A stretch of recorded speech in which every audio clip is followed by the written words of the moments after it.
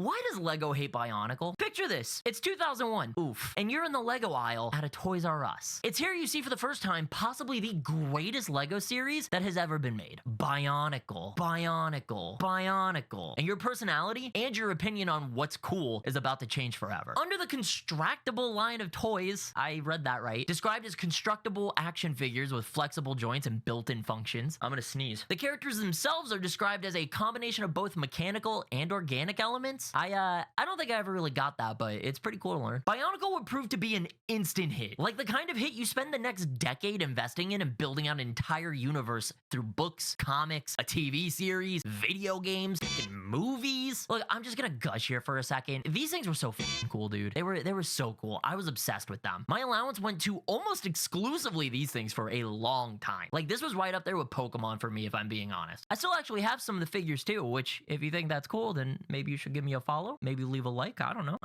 But I will never forgive myself for not keeping any of the games or movies because of how much they fleshed out the universe and just how cool they were. Which brings me to what I'm here to talk about today. Hello, welcome. You see, Unmasked Games, formerly Team Kanohi, that's a tough one. Team Kanohi, I think that's right. One of those, has spent the last 8 years working on a new fan game set in the Bionicle universe. The game would have played similar to an action RPG, not unlike the newer God of War games, but it looks like faster combat. Honestly, this sounds super sick, and the people that were behind the game were so invested in seeing this through and giving fans a chance to just be back in that world. They were doing it all for free, and the game was going to be released for free as well, which is wild. 8 years, just in it for the love of the game. You gotta respect that.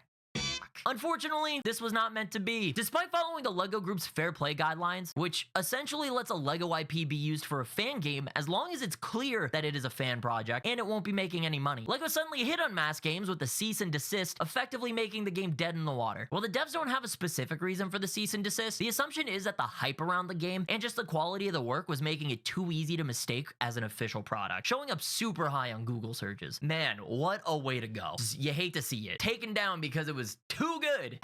What a way. Thankfully, the devs are taking the news in stride, though. They started working on a new game of an original IP of their own making. Good call, honestly. Currently called Project Rustbound. There is a Steam page, but there isn't much to see because it is very early in the concept and development, but I'd say it's worth keeping an eye on. Unmasked Games also uploaded a video walkthrough of what would have been the demo build of the Bionicle game. They didn't want 8 years of work to be lost to time, which is very understandable. If you're interested, I'd recommend checking that out too. I watched through it and am genuinely bummed it got axed. This project showed a lot of promise and a lot of love for Bionicle. At the end of the day, I'd like to think the real reason for the C&D is because LEGO wants to do something with Bionicle again, but I think that's pretty wishful thinking. As a longtime fan, I just can't help but ask myself,